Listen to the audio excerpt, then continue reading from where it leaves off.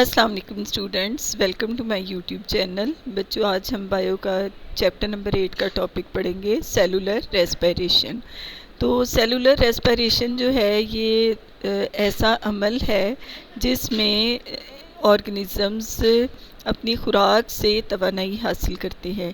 यानी खुराक के अंदर जो कार्बन हाइड्रोजन बॉन्ड होता है वो टूटता है और उससे वो तवानाई हासिल करते हैं। अब बच्चों, अगला क्वेश्चन ये है कि ये प्रोसेस होता कहाँ पे है। तो जैसा कि नाम से ही ज़ाहिर है, सेलुलर रेस्पिरेशन, तो ये सेल के अंदर प्रोसेस होता है।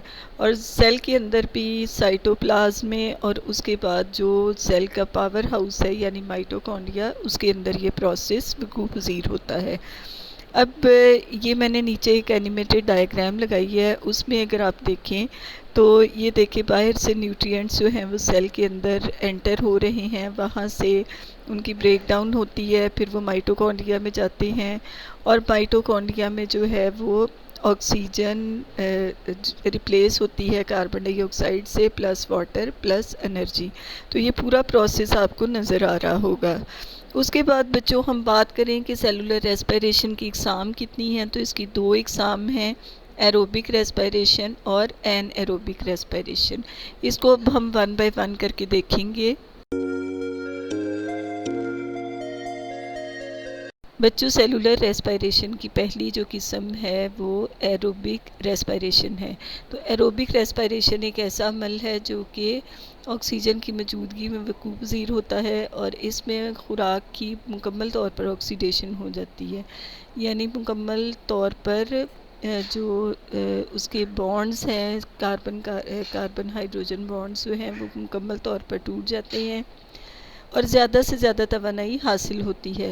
एरोबिक रेस्पिरेशन के पहले मरहले में जो ग्लूकोज़ है, 6 कार्बन मॉलिक्यूल ग्लूकोज़, वो 3 कार्बन मॉलिक्यूल्स यानी पायरुविक एसिड के 2 मॉलिक्यूल्स में तोड़ा जाता है और दूसरे मरहले में इसी पायरुविक एसिड के मॉलिक्यूल्स की मुकम्मल ऑक्सीडेशन होती है। यानी इसमें मौजूद तमाम कार्बन हाइड्रोजन बॉन्ड्स टूट जाते हैं। इसी तरह इसमें मौजूद तमाम तवानाई हासिल कर ली जाती है। ये नीचे डायग्राम से भी आपको समझ आ गई होगी कि इस प्रोसेस के दौरान मुकम्मल तौर पर खुराक हज़म होकर कार्बन डाइऑक्साइड, एटीपी और वाटर मॉलिक्यूल में चेंज हो जाती है। बच्चों, सेलुलर रेस्पिरेशन की जो दूसरी किस्म है वो है एनएरोबिक रेस्पिरेशन। इसको फर्मेंटेशन भी कहते हैं। ये वो प्रोसेस है जो कि ऑक्सीजन की गैर मौजूदगी में होता है। यानी है ये सेलुलर रेस्पिरेशन ही, लेकिन ऑक्सीजन की गैर मौजूदगी में होता है। इसमें ग्लूकोज़ की नामुकम्मल ऑक्सीडेशन होती है। तो जब ग्लूकोज़ की नामुकम्मल ऑक्सीडेशन होगी तो फिर जाहिर सी बात है कि कम एनर्जी खारिज होगी। तो एनएरोबिक रेस्पिरेशन का जो पहला मरहला है बच्चों, वो बिल्कुल जो है वो एरोबिक रेस्पिरेशन जैसा ही है। यानी पहले मरहले में ग्लूकोज़ की ब्रेक डाउन होती है और ये पायरुविक एसिड में चेंज हो जाता है। लेकिन आगे नेक्स्ट जो मरहला है वो चेंज है, उसमें पायरुविक एसिड जो है वो 2 तरह के केमिकल्स में कन्वर्ट होता है।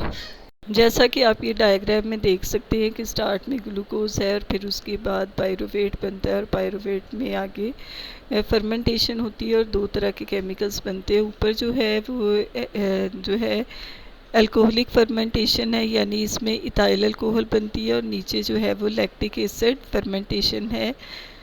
इसका मतलब ये हुआ कि जो एनारोबिक रेस्पिरेशन है वो 2 आगे उसकी टाइप्स हैं। नंबर 1 अल्कोहलिक फर्मेंटेशन और नंबर 2 लैक्टिक एसिड फर्मेंटेशन। बच्चों, जो अल्कोहलिक फर्मेंटेशन है ये बैक्टीरिया और यीस्ट वगैरह में होती है और इसमें पायरुविक एसिड जो है वो अल्कोहल और कार्बन डाइऑक्साइड में तोड़ दिया जाता है।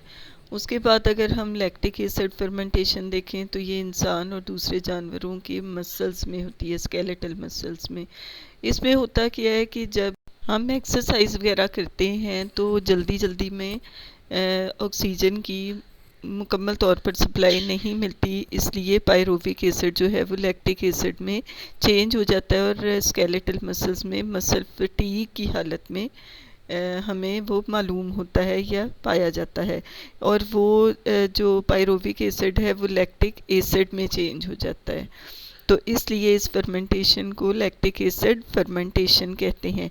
इसी तरह मुख्तलिफ जानवरों में जब वो ख़तरे की हालत में होते हैं तो वो तेज़ी से मूव करते हैं या भागते हैं, तो उस दौरान उनको ऑक्सीजन मुकम्मल तौर पर मुहैया नहीं होती और उनका ग्लूकोज जो है वो पायरोविक एसिड में चेंज होकर उसके बाद वो लैक्टिक एसिड में मसल्स में सेव हो जाता है और उसके बाद आहिस्ता आहिस्ता वो डाइजेस्ट होता रहता है।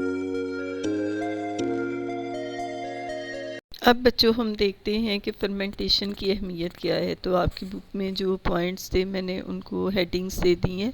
नंबर 1 पे आप देखें कि ज़िंदगी की इब्तिदा के वक्त एनर्जी का ज़रिया, कि जब ज़मीन पर तख्लीक हुई थी ज़मीन की तो उस टाइम ऑक्सीजन मौजूद नहीं थी, तो इसलिए शुरू में जितने भी जानदार थे, फॉर एग्ज़ाम्पल बैक्टीरिया, फंजाई वगैरह जो हैं वो एनएरोबिक रेस्पिरेशन से ही तवानाई हासिल करते थे, इसलिए ऐसे जानवरों को एनएरोब्स कहा जाता था।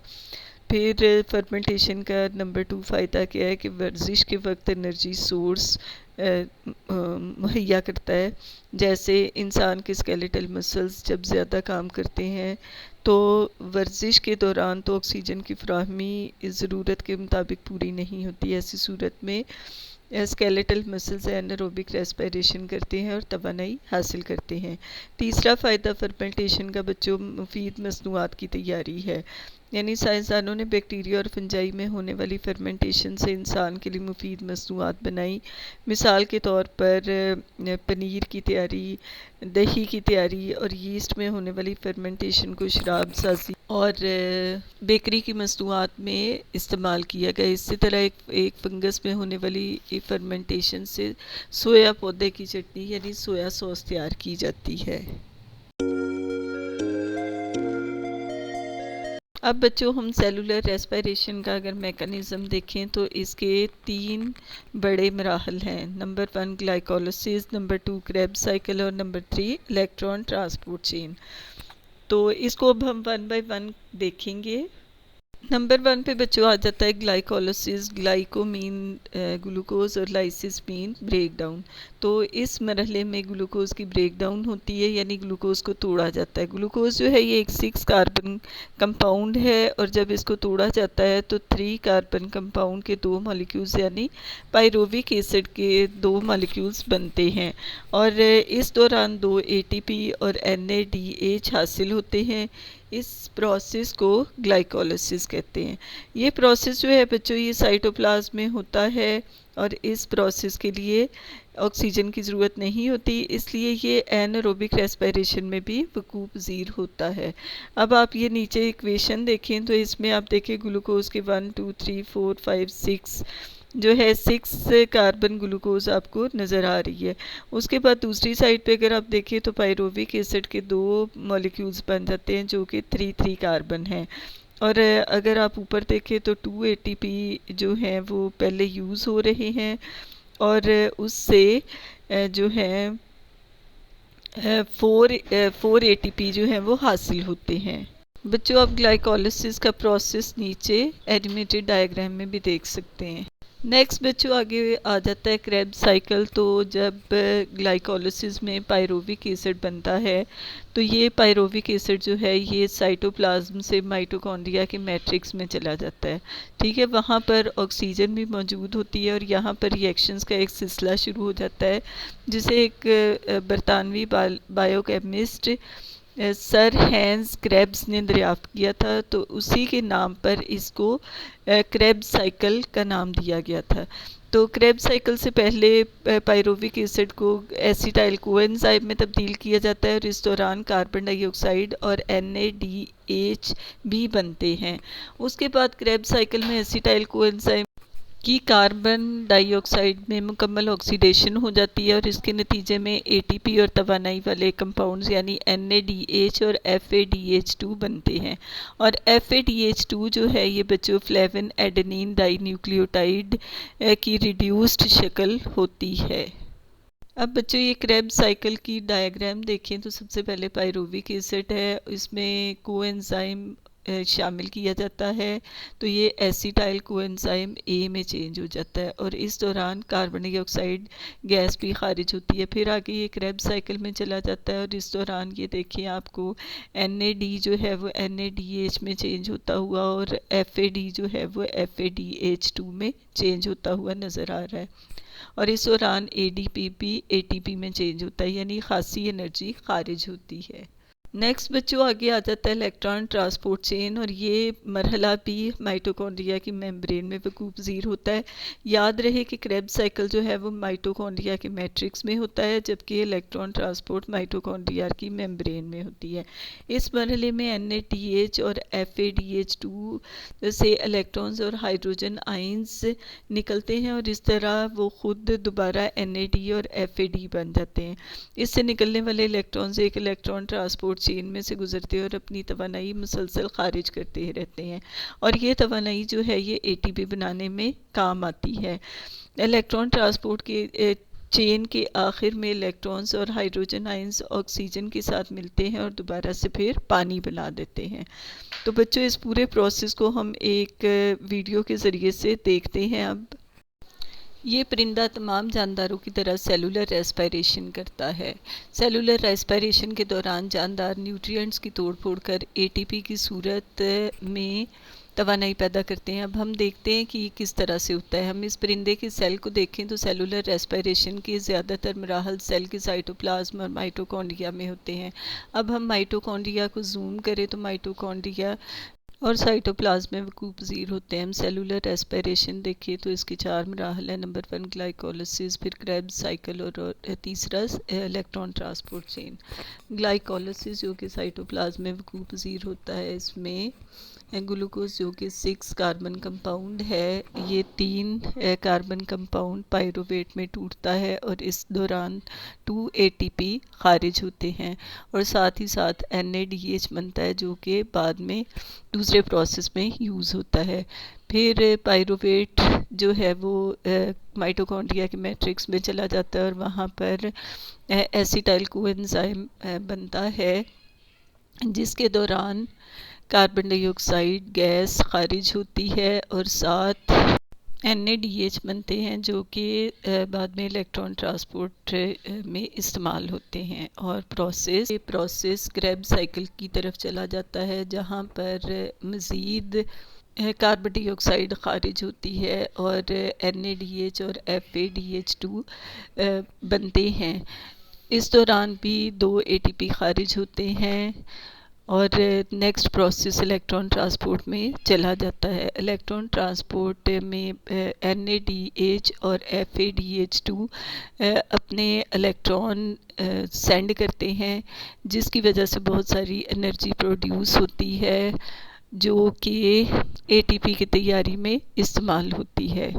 इस दौरान टोटल 32 से 34 के करीब ATP बनते हैं और इस दौरान ऑक्सीजन इस्तेमाल होती है जो कि NADH की तरफ से आने वाले इलेक्ट्रॉन्स के साथ मिलकर और हाइड्रोजन के साथ मिलकर वाटर मॉलिक्यूल बनाती है। अगर हम इस तमाम ATPs को जमा करें जो इनमें इस दौरान बनते हैं तो एक ग्लूकोज मॉलिक्यूल से तकरीबन 36 से 38 ATP बनते हैं। बच्चों नेक्स्ट टॉपिक आ जाता है कि रेस्पिरेशन से हासिल होने वाली तवानाई का जिस्म में इस्तेमाल की ये तवानाई कहाँ कहाँ पे इस्तेमाल होती है। तो ये पॉइंट्स आपको दिए हुए हैं। नंबर 1 पे आ जाता है मसल्स के सिकुड़ने और हरकत में। नंबर 2 आ जाता है मादों की एक्टिव ट्रांसपोर्ट में। नंबर 3 आ जाता है बायोमॉलिक्यूल्स की तैयारी में। नंबर 4 आ जाता है माइटोसिस और DNA की नकल की तैयारी यानी रेप्लिकेशन में। नंबर 5 आ जाता है नर्व इम्पल्सेस की मुंतकली में। नंबर 6 आ जाता है जिस्म का टेम्परेचर बरकरार रखने में। नंबर 7 आ जाता है जिस्म में जहरीले मादों की तोड़ फोड़ और जिस्म से निकालने में। गर्ज ये कि जो तवानाई पैदा होती है वो जिस्म के तमाम अफ़ाल को सरअंजाम देने के लिए इस्तेमाल की जाती है। बच्चों नेक्स्ट टॉपिक हमारा आ जाता है एरोबिक और एनारोबिक रेस्पिरेशन में फ़र्क। तो ये कुछ पॉइंट्स है जैसे ऑक्सीजन की मौजूदगी है तो एरोबिक रेस्पिरेशन में ऑक्सीजन की मौजूदगी ज़रूरी है, एनारोबिक में ज़रूरी नहीं। ATP की मजमूई तादाद जो है एरोबिक में 36 है और एनारोबिक में सिर्फ 2 है। इख्तितामी प्रोडक्ट्स जो हैं एरोबिक रेस्पिरेशन में कार्बन डाइऑक्साइड और पानी है, जबकि एनारोबिक रेस्पिरेशन में लैक्टिक एसिड और इथाइल अल्कोहल और कार्बन डाइऑक्साइड हैं। फिर वकूफ़ पज़ीर होने के मुकाम जो हैं वो एरोबिक रेस्पिरेशन ग्लाइकोलिसिस साइटोप्लाज्म में, जबकि क्रेब्स साइकिल और इलेक्ट्रॉन ट्रांसपोर्ट माइटोकॉन्ड्रिया में, लेकिन एनारोबिक रेस्पिरेशन साइटोप्लाज्म में होता है। उसके बाद अहमियत देखें तो ये ज़्यादातर जानदारों की तवानाई का ज़रिया एरोबिक रेस्पिरेशन है, जबकि एनारोबिक रेस्पिरेशन जो है ये एनएरोबिक जानदारों की तवानाई का ज़रिया है और ऑक्सीजन की कमी की सूरत में भी तवानाई का ज़रिया है, जैसा कि स्केलेटल मसल्स आ जाते हैं और बहुत सी प्रोडक्ट्स की तैयारी के लिए, जैसा कि इथेनॉल, पनीर वगैरह जो है उनकी तैयारी के लिए भी एनारोबिक रेस्पिरेशन इस्तेमाल होता है। बच्चों, अब आ जाता है इस वीडियो और इस चैप्टर का लास्ट टॉपिक, फोटोसिंथेसिस और रेस्पिरेशन में फ़र्क। तो इनके दोनों के फ़र्क हम देखते हैं वन बाय वन। बच्चों, जो फोटोसिंथेसिस है ये एनाबॉलिक प्रोसेस है, यानी इसमें आपने देखा था कि ग्लूकोज़ की फॉर्मेशन होती है, यानी एंड पे ग्लूकोज़ बनता है, जबकि रेस्पिरेशन जो है ये कैटाबॉलिक प्रोसेस है, क्योंकि इसके अंदर ग्लूकोज़ का ब्रेक डाउन होता है। एनाबॉलिज्म में बनता है और कैटाबॉलिज्म में ब्रेक डाउन होता है। तो फोटोसिंथेसिस में क्योंकि ग्लूकोज मॉलिक्यूल बनता है, यानी उसमें बॉन्ड एनर्जी की शक्ल में तवानाई स्टोर होती है, जबकि रेस्पिरेशन में क्योंकि कैटाबॉलिज्म होता है तो खुराक की तोड़ फोड़ के बाद एटीपी में वो तवानाई चेंज हो जाती है। उसके बाद अगर हम जानदारों में देखें तो फोटोसिंथेसिस जो है ये कुछ बैक्टीरिया में, तमाम एल्गी और तमाम पौधों में होता है, जबकि रेस्पिरेशन का प्रोसेस जो है ये तमाम जानदारों में होता है। फिर अगर हम ऑर्गेनेलीज देखें तो फोटोसिंथेसिस जो है ये क्लोरोप्लास्ट में होता है और सिर्फ सब्ज़ हिस्सों में, लेकिन रेस्पिरेशन जो है ये साइटोप्लाज्म और माइटोकॉन्ड्रिया में होता है और तमाम सेल्स में वकूफ़ पज़ीर होता है।